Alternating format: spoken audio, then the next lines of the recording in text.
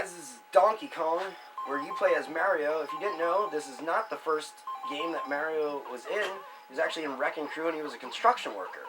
So the goal of the game is to get to the top and save the princess. There's only 3 levels, but that's okay because this is actually an arcade-style game, which means you're going for the high score. I missed the hammer, but that's alright. Let's see if I can make it to the top. But the question is, Donkey Kong. It's a classic. Is it fun? I'm dead, but it's fun. Donkey Kong.